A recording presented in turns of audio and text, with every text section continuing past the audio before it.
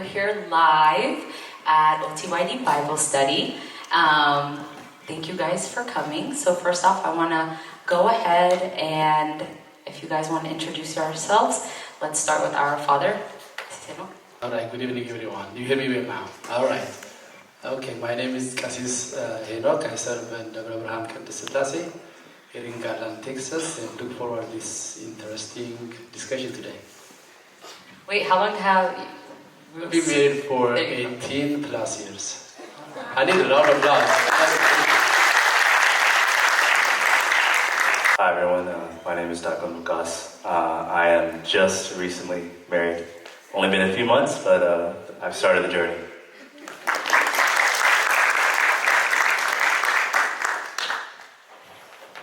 Hello everyone, my name is Danny, and I'll be representing the engaged ones.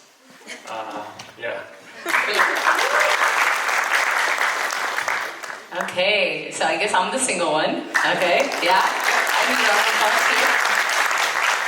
All right, so let's get into it. So with here at Unfiltered Faith, we want you guys to be as honest as possible. These are real life, y'all are real life people, and these are real life questions that we want to know. Whether we're courting, whether we're single, whether we're thinking about marriage, and trying to take that next step.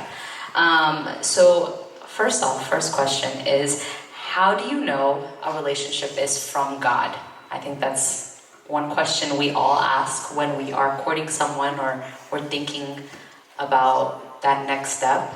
That's like a question, I don't know, maybe you guys have thought about it? How do you know it's from God?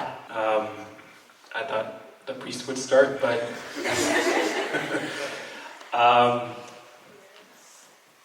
in my opinion, I think every relationship starts with God.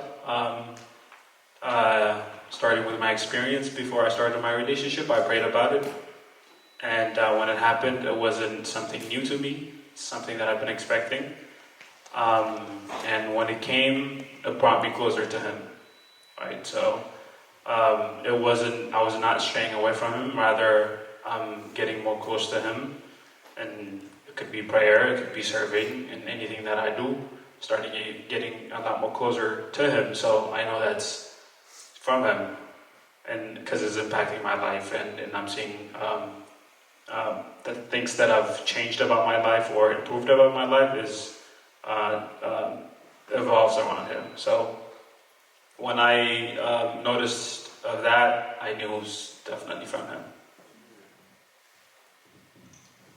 Yeah, that's a great question. You may ask, once you start your relationship, is it from God? Is that, am I on the right track, or am I with the wrong person? Then this interesting question will come. Is it really God allowed me to be with this person, with her or with him? So two things I can mention. One is, if you find yourself doing spiritual activities, spiritual things, when you find yourself doing holy activities, that is, you can tell that's from God. Two, if one of the partners is not seeking temporary items, temporary stuff, not thinking far enough for sustainable relationship, that will be a question, that would be, is it really from God? That's the question you should have. And the last thing I would mention will be, you feel peace inside, basically. So whenever you meet that person, whenever you have, go for dinner or lunch or have some conversations, you feel peace inside. Basically, you're not dragging yourself to go to that person, or you went there and drained and come back home, basically. So you feel energized, you feel peace, you find yourself with your partner, you start a relationship with somewhere around the church, around doing some holy items, so that will give you a sign that's from God, I would say. I think when we're looking for the will of God in our lives, I think the first thing that we really have to look at is, how are we living our life before we find the person that we're looking for? When we look at living or trying to find the will of God in our lives, the first thing we have to do is, you have to live the moral will of God. You have to be within His will, living a good spiritual life, That's why the church encourages everyone before finding someone who's, before finding your person, before going into marriage, have a good spiritual life, live a sacramental life. So for me, in my life and my story, what I found was when I got my spiritual life straight, more and more straight, I started to see, okay, something is from the will of God, because it's not pulling me away from my childhood, from being a child of God. So when I found my wife, what happened with that is it kept pushing me towards God. It helped me become a better spiritual person. So when you are looking for if someone is from God or not from God, before you even go into that direction, look at to see if you personally, you alone, are living the word of God, the will of God.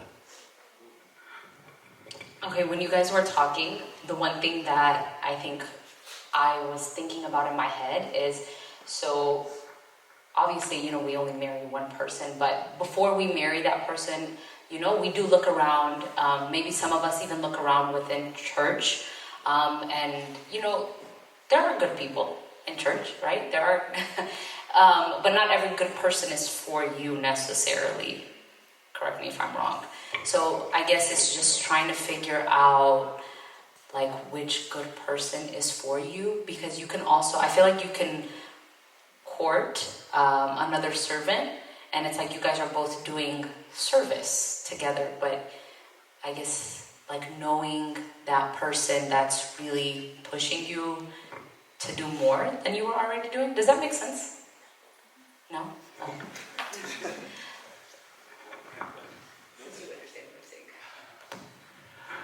Okay, so basically the question is, how is someone, when they're starting their, when they're serving together, how do you evaluate that person? How do you get to know that person without? Yeah, how do you know that good person is for you?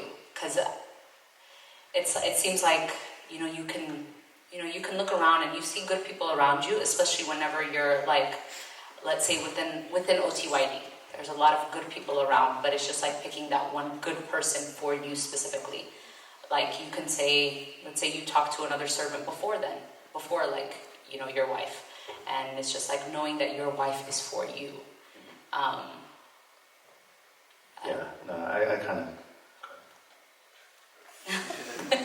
of. For me, from what I've seen in my life, the first thing we have to do is we have to see if we can be that person's friend, alone. I think a lot of us, especially in the Abasha community and the church community, we're friends with everybody as a group, and we have fun, and we see them in a group setting, and we're like, oh wow, this is an amazing person. But then, you always have to go into okay, how is this person one-on-one? How do I interact with this person well? Am I compatible? Even when, if you guys go out to eat or something, how are they treating the people around you? Things like that. So getting to know the person on an intimate, personal level, that's the first step. Because if you just jump from group and then you guys start courting and stuff like that, that's going to be very dangerous. So trying to get to know that foundational person one-on-one. Okay. Makes sense. I would say you may see some common things between you, basically. Yeah, you first need to meet that person in some platform. It may be a group discussion, or it could be some way of where you may see him or her serving or saying something, or you may be attracted to that person in somehow. Then you will find some common items between you guys. You may see, okay, this person, what he said makes sense to me, or she said okay, this is valuable. You may start thinking about that, and you may see,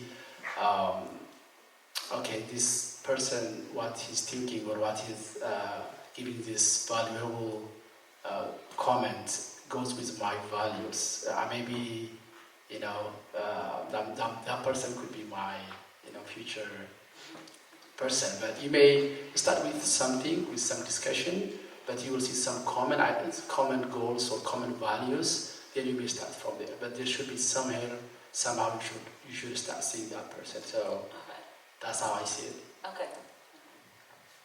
All right. To piggyback on what they said, I think that is the way I see it. That's why there's friendship. to figure that out. You can have a very straightforward and honest conversations and see if you can, match. And after that is when you start the relationship. Jumping into a relationship or any kind of courtship and then trying to figure out is not something I recommend for anyone. I think you can start with friendship and then see where it takes you, and that kind of clear a lot of things out. It's whether it's something that you can work with or someone that's meant for you or not. And after that, I guess, it becomes clear whether you want to move forward with that or not. But I think getting to know the person and friendship level first would kind of ease up the process. Yeah. Just to add on, when you guys were talking, you guys sparked another idea. I think what happens a lot when we're serving, a lot of folks, they fall into crushes. They see someone who's a servant, they may see him in the front, or her in the front singing Mezmur, and they may become infatuated with the person who's serving. They may become infatuated with the servant or someone who's in the front versus the actual person who they are.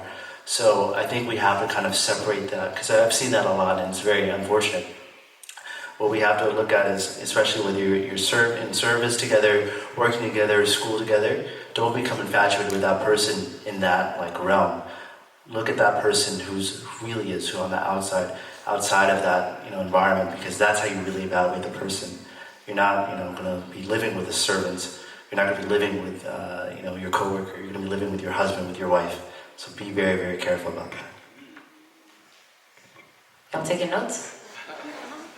Yeah, no, that's really good. So when you guys were single, like some of us, okay, what did you guys do? Don't look at me like that. What did you guys do to prepare yourself? And I think Lucas, you touched up on that a little bit, but just kind of in depth, or maybe what you guys did personally. What were y'all doing in your single days? Because he's forgot already, it's been 18 plus years. Yeah, go ahead. I think for me, when you're single, what you do kind of lays, it's like the foundation. I think it starts when you're single, and then goes on from there. That's the beginning. So for me, the first thing that I did is, before I even knew who I'll be courtshipping with, I started praying for it. I don't know who it is, but I know what type of person that I want in my life, and that's given from God. So marriage is from God, and it can only, He can provide it. So first step was for me to pray. Whenever it happens, I don't even know if it would ever happen, but my side of my responsibility is to pray for something that's holy, something that I can glorify Him with.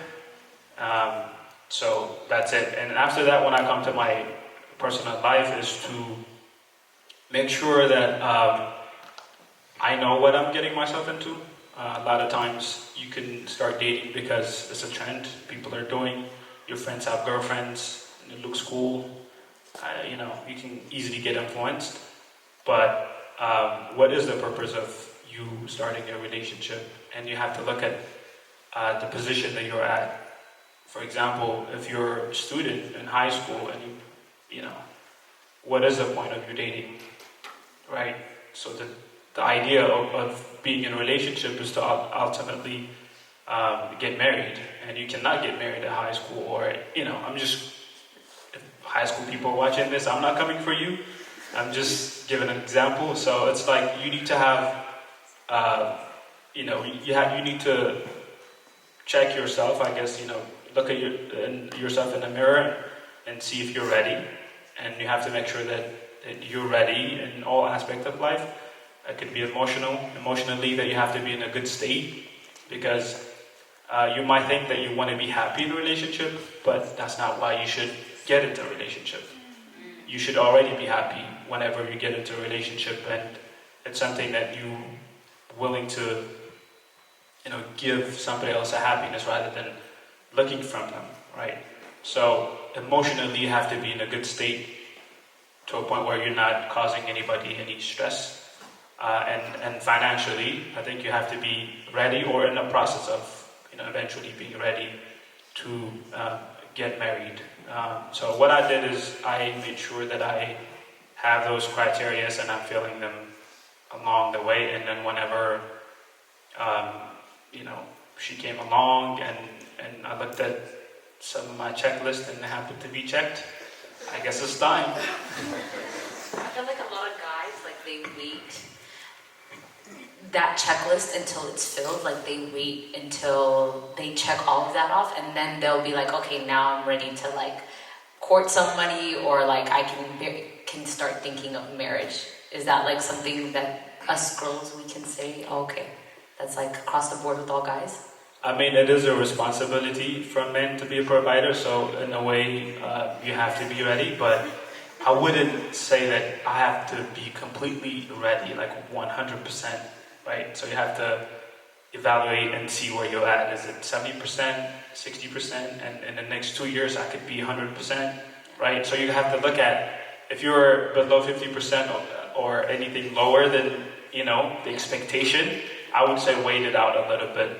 Waiting until you're 100% or you're making all the money in the world and you have therapy and you're good now also can be a problem, because it kind of pushes, you get used to being alone, and that's kind of difficult when you come to a relationship. So, be hard on yourself, be real, right? You can never be ready as well. So you have to, make sure you kind of have majority of it. So when another person comes, they complete that, right?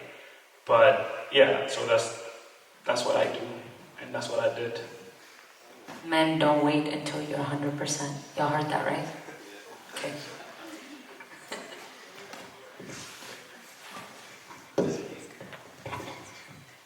So when we talk about being prepared, I think one thing that I did is, before anything, it wasn't anything intentional. I didn't know this at the time, but I spent a lot of my early 20s, becoming like knowing God. Like before I can know who my wife is, I have to know who God is, because you're building inside the family. I guess I don't know if you can testify for this, but you're building a small church. That's the thing you're doing. You're leading the household. So for me, from my end, what I wanted to do was, when I started becoming to church, I wanted to learn, okay, what kind of life does a person who goes to church, person who goes to sacramental life, what kind of life does that person live? And then how can I apply that in my household? So then as I started learning more, reading what Ephesians says, reading what different epistles say about living a spiritual life, and then reading Proverbs 31 and seeing what kind of life that I should be looking for with my eyes. I think that was tremendously helpful, because if I was, at that time when I was, first coming to church, at the age of 23, if I was just walking in, I'm not, I may have a job, I may be, okay, I'm a provider, okay, I'm good. But the problem was I was spiritually immature and emotionally immature. I can't lead a household. And I think a lot of guys, they fall into that trap, going back to your other question, to where they think they're financially good. They've reached a good point in their life. And really, when you look at it, your emotional maturity, your spiritual maturity is weak. And I think a lot of guys, they really have to evaluate that. Even girls too. We all really have to evaluate where we're at in our spiritual and our emotional maturity. And if we're looking for a guide for life, if we're looking for the word of life, that's the Bible. And if you haven't read that, if you are not living that spiritual life, that's the foundation. If you don't have that, then when you go into the house, it's going to be tough. And let me just add one more thing that I forgot. I think one of the other side of it is whenever the right person also walks into your life, you kind of speed up the process, because you're not trying to lose the person. So in that, they walk in and you become ready often. So it could be added to the question that you asked. I do agree that you should make yourself physically, emotionally, financially, spiritually equipped before you add another person in your life. I do agree with that. That's what, fortunately, when I was in senior in college, I got this course. I involved in that. It's called Premarry course that gave me like a really eye-opening course for me. I had a chance to know what to do before getting into a relationship. So I read a lot of books about it. I had my spiritual father as a mentor. I really advise you guys to have some mentor. It could be your parents, could be your brother, it could be your friend, but have some mentor. Or these days there is, spiritual counseling or therapists. So invest on yourself. Make yourself equipped with spiritual knowledge and also financially strong. Then I think it will come naturally. Make sure you make yourself ready whenever the time comes and God wills, so everything will happen. Seriously. Okay. Before you move on, I guess we'll have to ask her a question too. So what are you doing to prepare yourself for a relationship? I pray. That's what you said. So, well, I think.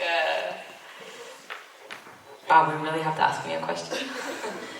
Honestly, I feel like prayer is the best thing. Like you said, I think as me, because I can't speak on all behalf of all women, but for me personally, obviously education was very important. Making sure I finished that, making sure once I finished that, I realized, like you guys said, there's so much that goes into a marriage. Making sure like I'm emotionally stable to be a wife, I think, and working on that, and just with God's help, just preparing myself. I think the one thing I pray about is making sure that I'm a good partner. I know God will do the rest, but making sure that I'm doing my part in the season that I'm in now.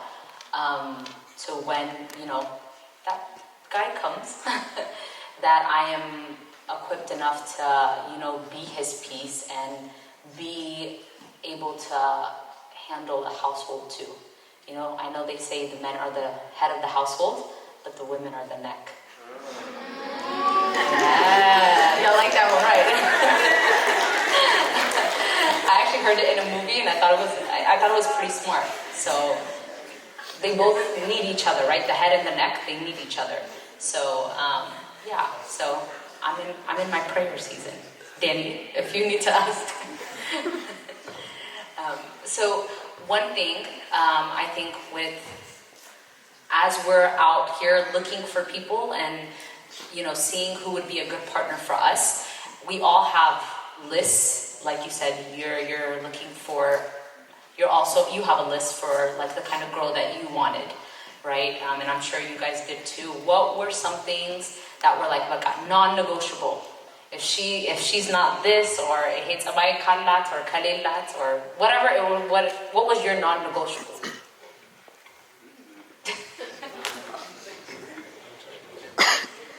Okay,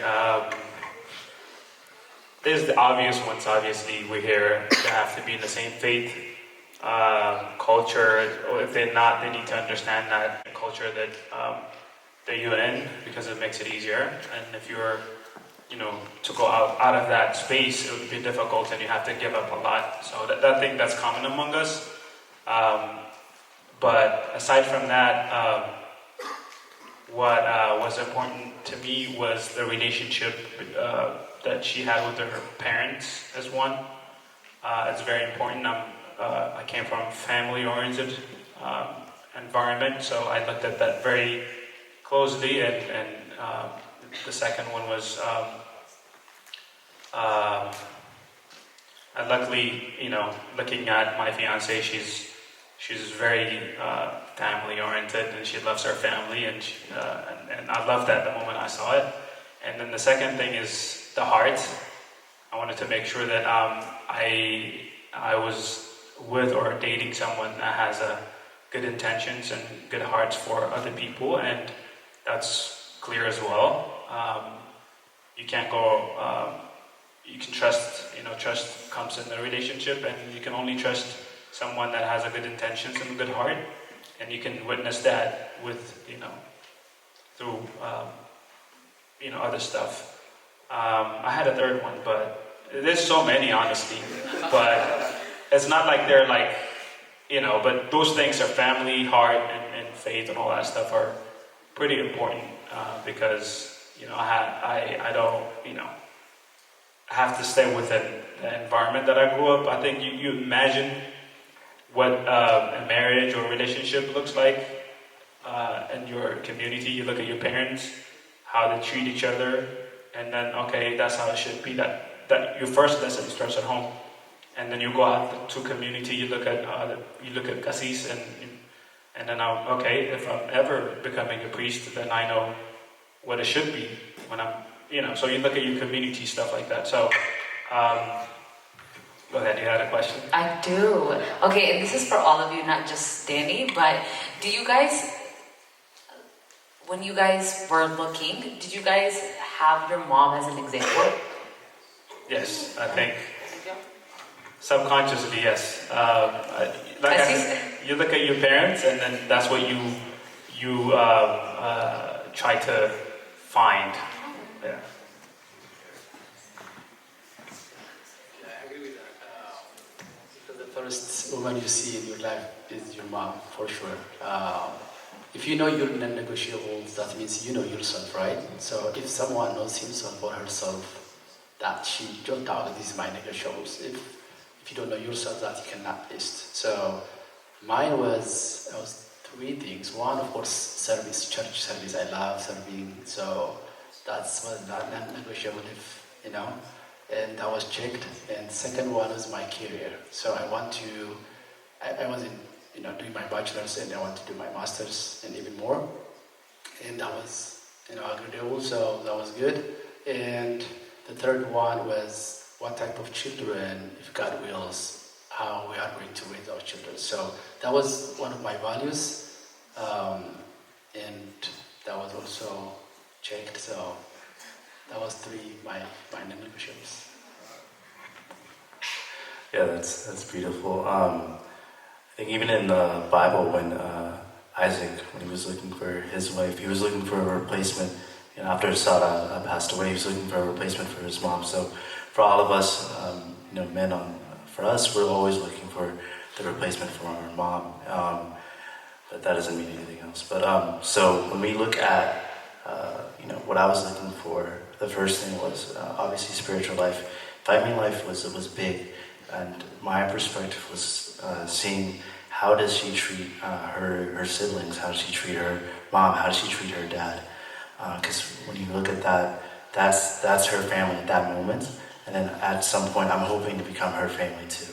So if you're able to treat your parents and your siblings with not only just respect, but going the extra mile, showing the care that they need, looking at everything that they are missing in their lives, and making sure that if you have the ability, try to fulfill it, try to check up on them, those kind of things, those things are really important to me.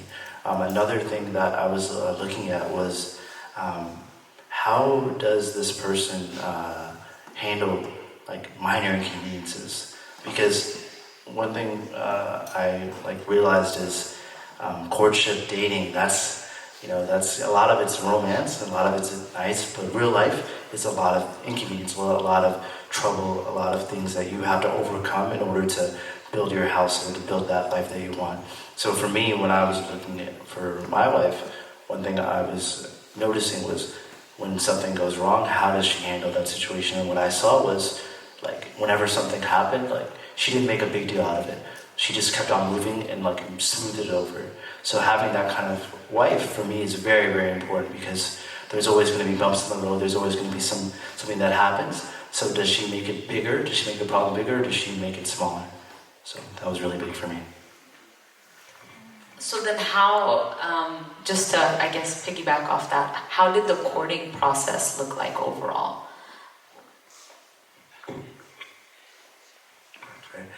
I guess I'll answer that one. My courting process, it was it was a little bit different. So I didn't know her beforehand at all. We just we met at church, and yes, this is a good place to meet people. So when we met, we just got to know each other. We weren't friends before or anything like that, and we slowly got to know each other. And then once, it felt like, okay, we're gonna go to, a relationship and getting to know each other even more. One thing I did was I wanted to keep it on the down low. I think that's really, really important to keep it, between you, her, and God. Because when you guys start the relationship, it should be you, her, and God. And then when you guys are in marriage, when you close the door, it's you, her, and God. Because there's no one that's going to come into your house. It's just y'all two. So one of the reasons why I did that is even though, everybody has good intentions and things like that. I'm not saying, people have evil intentions, but you don't want to become in everyone's eyes. You don't want to be seen too much, because that could lead to a lot of pressure in your relationship, a lot of, things that you don't want. So if you're trying to get to know that person, just get to know that person. Don't take the opinions of your friends. I know some people, every time if they meet a guy or they meet a girl, immediately afterwards they have a FaceTime meeting with all their friends. That's not right. I think if you're trying to get to know somebody, evaluate them on your own, pray about it. Instead of picking up the phone, going to FaceTime, pray about it. I remember when I first met my wife after our first date, immediately, to be honest, I'm not trying to boost myself or anything, but I really prayed about it because I didn't want it to be my own eyes choosing. Any good feelings I had, I didn't want it to be me choosing. If it's from God, let it be from God. If it's not from God, then keep it away, because I didn't want anything else to go into that.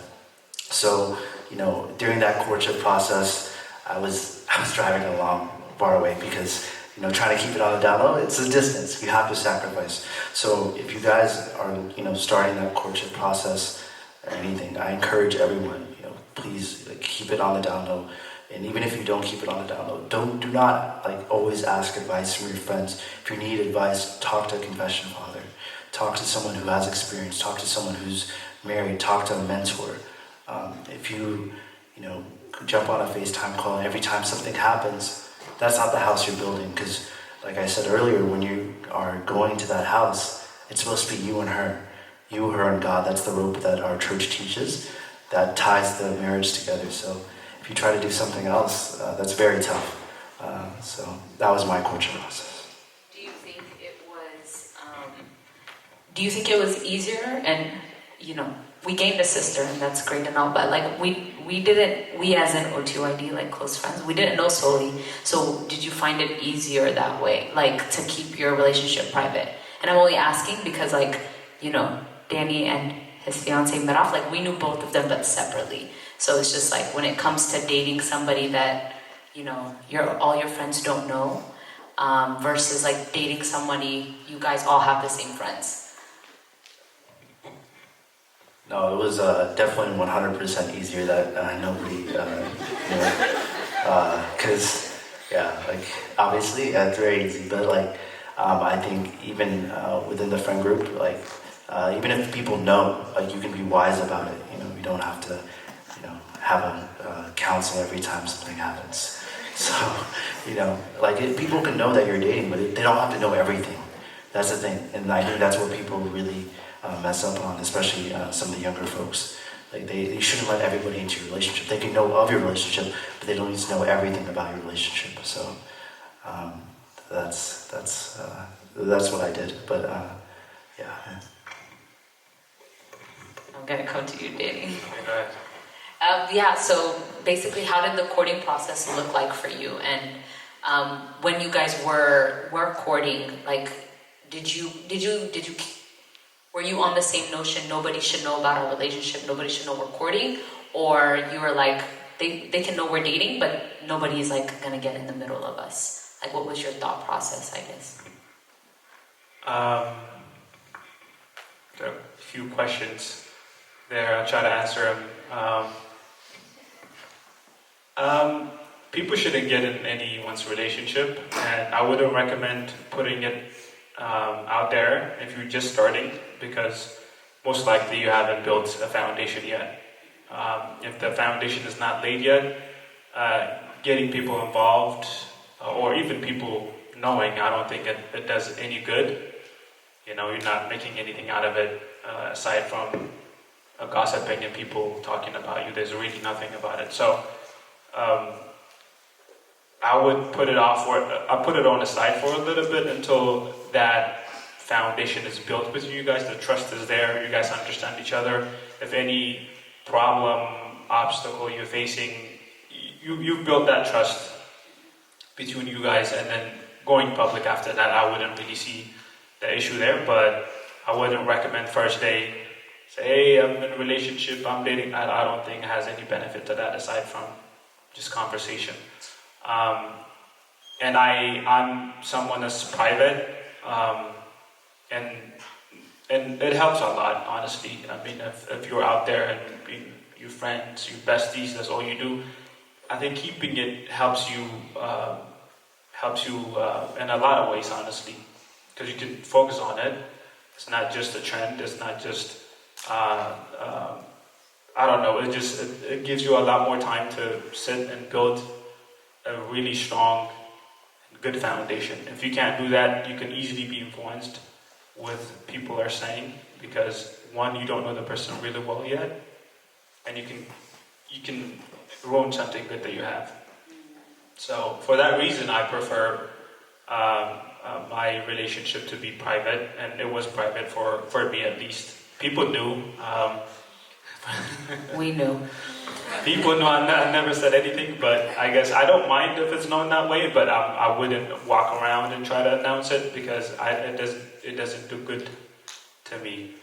And then to answer the process, if you do well, I think you asked before that, you asked what's your non-negotiables, right?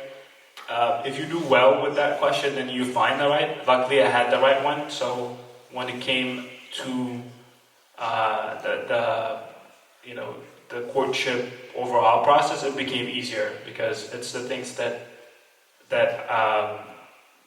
she knew about and would respect. So when we came about, started dating, and I didn't have to worry about how she's handling my parents or how her respect is, it's already there. So it makes it easier whenever and then you're a friend as well. You've gotten to know her a lot more. It makes the courtship process a lot more easier. Yeah. I had a lot to say, but I think there was too many questions and I lost. It was only like 2, but okay. Cassie, seeing that you are the one with the most years in with a marriage, one thing I do want to ask, and maybe this can help y'all too as well. How is it that you keep your spouse feeling loved and not taking them for granted, especially after so many years? I feel like, especially as humans, we get into this comfortability, and especially in a marriage, like, how is it that you always making sure that Beza's still loved and she's, you don't take her for granted? And what is it that you do? That's a good question. Take marriage as something, maybe a plant that you have in the backyard that needs soil, sunlight, and water every time. If you don't do that, that tree will die, correct? So you have to maintain your marriage. Every day is a new day, every day is exciting. If you make it beautiful, it will be beautiful. If not, it will not be beautiful at all. So it's not something that you got married and just that. So, you have to be conscious about your marriage. You have to be, because that is your partner, your wife, your spouse, your husband, that you bow in front of God and people when you get married in the church. And you already be in that relationship knowing the purpose of marriage. That is truly salvation. That's truly redemption. You know that. And there are, of course, 3 reasons. Procreation, be free from sexual immorality, and companionship. So companionship, the last one, support each other, is maybe the answer for this. That you have to, whenever, as St. Paul says, married man think about his wife. And I think in Matthew chapter 6, verse 20-21, it says, wherever your treasure at, your heart is also there, basically. So you have to invest in your life, you have to invest in your relationship so that your wife feel loved and appreciated. It could be, sometimes I may text from work, in the middle of the day, just simple text could be. Or Saturdays I may wake up early and make good breakfast, could be something like that. Or I may surprise her with something, little thing, but intentionally, I do it intentionally. I do it, for example, if we go lunch or dinner with the family, I reserve it in advance. I don't go and say, do you have any space around, so I reserve it in advance, even now. I do that right now. So that makes her feel loved and appreciated and, acknowledged. So that's what I do. That's so sweet, dog. One advice I think I heard was sometimes as people, we treat love as like just a feeling versus like it needs to be an action. And a lot of the times we can say, especially as women, we're very focused on like just the feeling, like I love him and but we have to show each other, I think men and women, that love is an action word. And I think the best example is Jesus Christ himself and what he did on that cross for us. And I think when it comes to marriage, a lot of the times, and again, like you said, like showing her that you're thinking about her, and showing her that you don't take her for granted by doing the small things is very important. But yeah, hopefully you guys learned something. Y'all are taking notes. Yeah, don't worry. Slowly, Maraf, I got you. So what, and you did say that, obviously all three of you guys, and Danny, future coming up soon, that you are getting married within the church. So if you guys, Lucas and Cassis, kind of explain a little bit about the process in terms of how is it like getting married in the church? Is there like a premarital course? What does it look like with your spiritual father? Or Danny, even like what is it that y'all are doing now, preparing for the wedding? I guess I'll start. For me and my wife, what our process was after the engagement, obviously you start, the wedding planning stuff, that's the worldly stuff. But in order to prepare for marriage, one thing that we did, even prior to getting engaged, is we started taking a premarital course within the church. Because marriage is, obviously, it's a big task. There's a lot of things that you don't know, you don't realize. So the first thing that we obviously did was we started taking a course, and during that course we learned not only what the church process is, but also what is life after marriage, what is the responsibility of the husband, what is the responsibility of the wife, and everything that entails with building a house that is on a strong foundation of Christ. Then after that, obviously, then once you take that premarital course, then you after a few months and everything, once you plan everything, obviously, you start the Surat Tewahedo and everything that entails with that. Even I was talking to someone earlier today, and there's a lot of vows that we take during the Surat Tewahedo, and it's just those vows, like they always remind me of, okay, when I'm in the house, oh, I said this, I need to do this. All those vows that we say is not just something that's random. It's a covenant with God and the people that are in the audience. That's what it literally says. So it's a beautiful process. The process starts with the learning, but then also when you say those covenants, that's a covenant you have to keep. Yeah, mine was a little bit different. I started with long distance relationship. So you guys laughing, right? Okay. So there was no Facebook, there was no what's called FaceTime or something. I was in Ethiopia and my fiancée back then, she was here. So I had a for my spiritual father back home. I consulted him, and also the thing is, I am second from the last in my family, so I had married brothers and sisters, and my dad and mom married for 62 years. So it's long marriage that I can learn a lot from them, and also had good mentorship from my brothers and my sisters, and also other married people in our village. But the thing is, me and my wife grew up in the same place. So even though she came here, we already know each other, so we were neighbors. That had its own advantage. If you met, okay. So if you marry a person you already know before, let's say if you end up with one of your friends, the process becomes easier, right? Because you already know that person.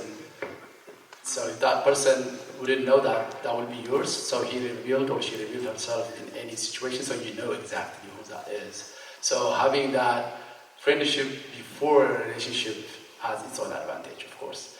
So think of, as a Christian, we want our life to be holy, and our marriage is holy.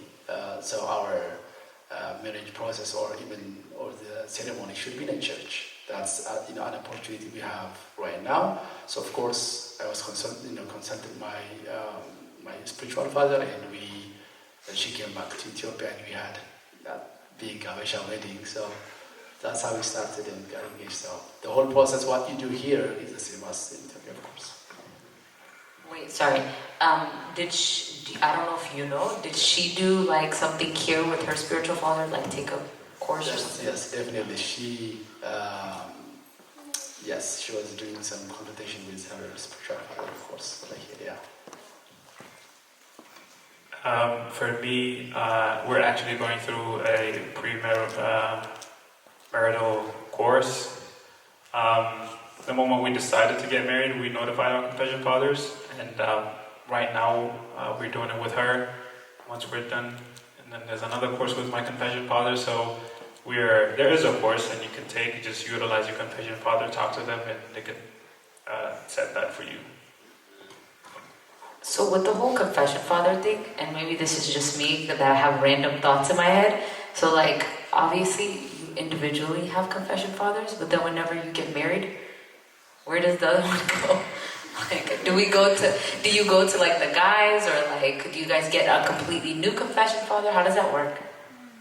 I mean, everyone has its own experience, but mine was because I was back home and she was here, so I came here, so we should have one spiritual father, ended up with hers, basically. So, for others, I would say if you have the same long-distance relationship, one of them should move anyway, so they will choose from that city. If they are in the same city, basically they will decide, not themselves, but they will talk with each of their spiritual fathers, and they will come up with a decision. They should have one anyway. I don't know. Yeah, look at what is it? Yeah, my experience was similar as well. I mean, not long distance, but we had to come to one confession father. Even in the process of getting to, obviously, you meet with both confession fathers. After the engagement, you get premarital advice and everything like that. And one of the first conversations we had was my wife's confession father. He told us, you need to come to one confession father. There cannot be two confession fathers in the marriage, so you guys have to decide. So then we decided, and we went with one confession father. Y'all just picked, and then that was it? Yeah. No, okay. That was it. Sorry, I feel like I don't know, maybe it's just me because I just don't know, but I don't know if there's like a whole thing that you're supposed to do with that, but that sounds easy. Okay, not too bad. I'm assuming y'all are on the process, okay. Right, yeah, Okay, yeah. as you can see, you can only have one confession father when you're married, so you just talk to one another and see who you prefer more, who you feel comfortable with, and who you can learn a lot from, and go with that. It's not really deep. Simple as that. So if there's one thing that you had to tell your younger self, whether it's about your relationships now, or any advice that you would tell your younger self when it comes to about relationships. What is one advice that you would give your younger self?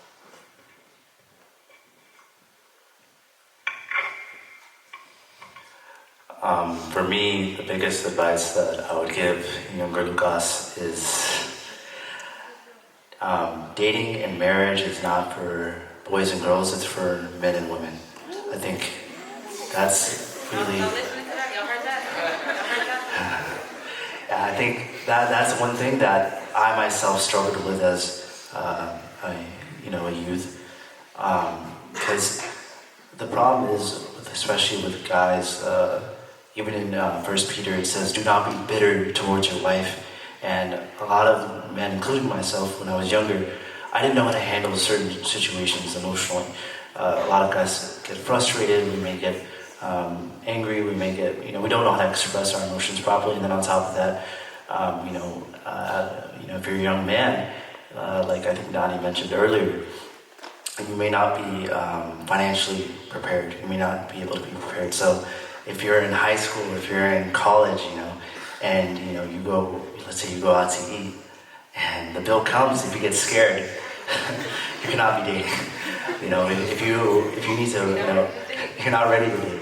If you are, if there's a car, like for example, if you have to, pick up, your future spouse, and if you need a ride from your mom, you cannot date. So these kind of things, I know we laugh and it's funny, but really though, when we see kids ask, can I date? Now that I've grown up and everything, and I've seen it, I'm like, why? You're not there yet. And even for the girls, being a girl versus a woman, and Ralph, you can, I want you to add on to this after this, but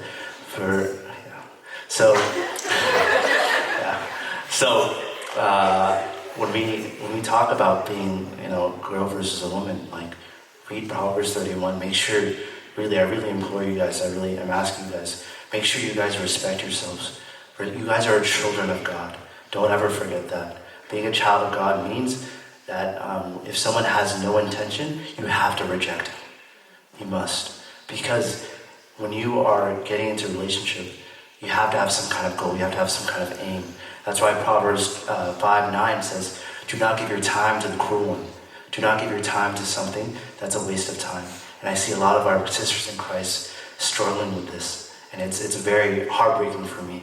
So, but to Muraf, now I want to ask you a question. I'm trying to think of how to word this question, but, what advice would you give? I talked about the transition, but I talked about it as a man. So I want to hear your perspective, the transition between, becoming a girl versus a woman.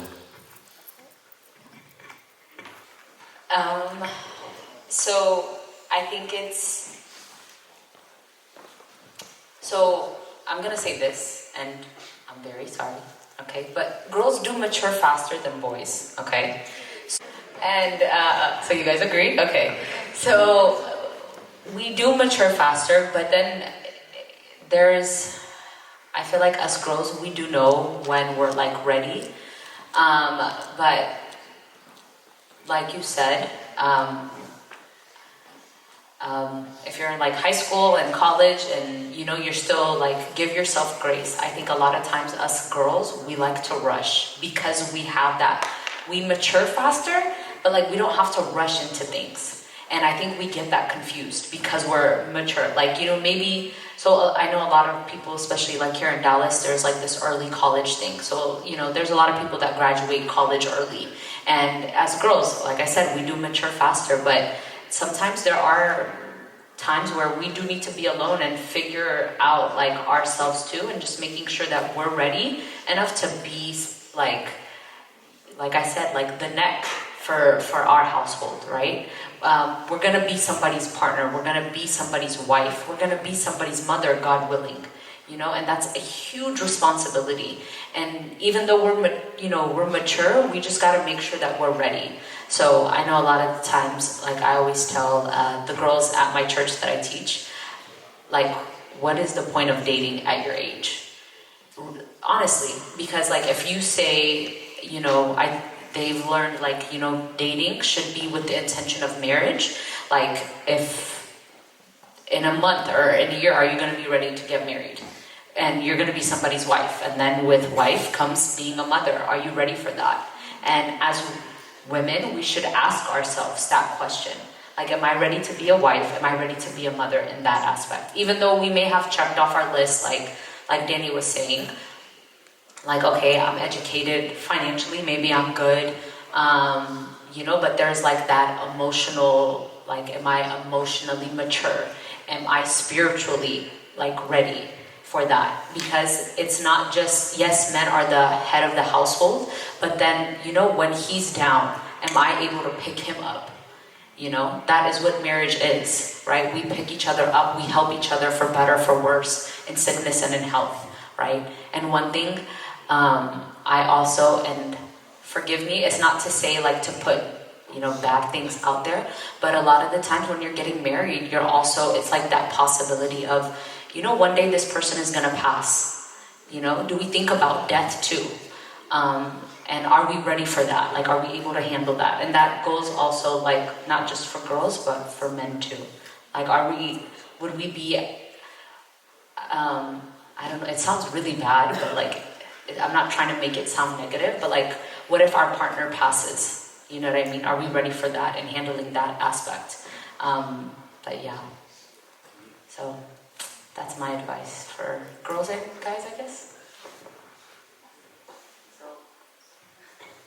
The question originally... What was the question again? the question originally was, what's advice that you would give to your younger self? Okay. Younger self would be one, to trust the process, to believe and not rely on my own understanding, and to trust God fully. I think you can, your life could be a lot more easier if you trust God than kind of lean on your own understanding. The other one is not to be settled. I think if you're stubborn in your own ways or in your life and you're just waiting to things to change, I think it's not a good place to be. Let's say you're in a relationship and things are not changing, or you're hoping for some changes, or you're not seeing any growth. It could be spiritually, mentally, in all aspects of life. If you're sitting there and just waiting for change to happen, I would say to make sure you're taking a step forward, because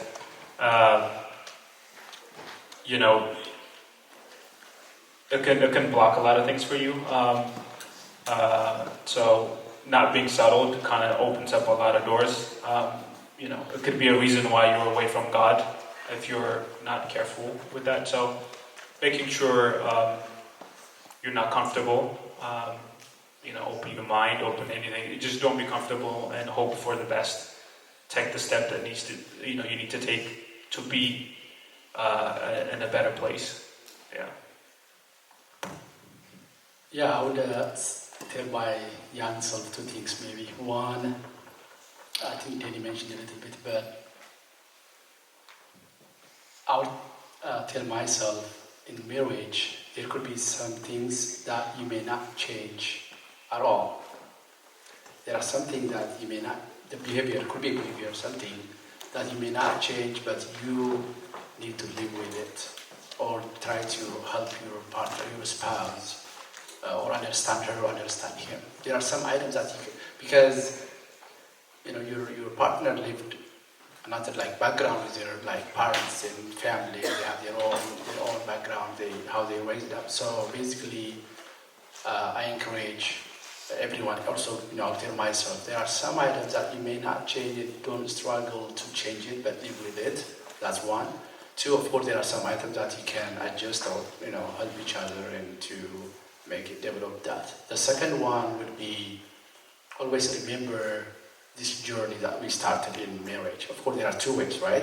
In monasticism or marriage. So we choose this path that God allows us to live in this world. So always remember, as St. Paul says, everyone has his own gift to serve God. So we are in this journey for salvation, for redemption, of course.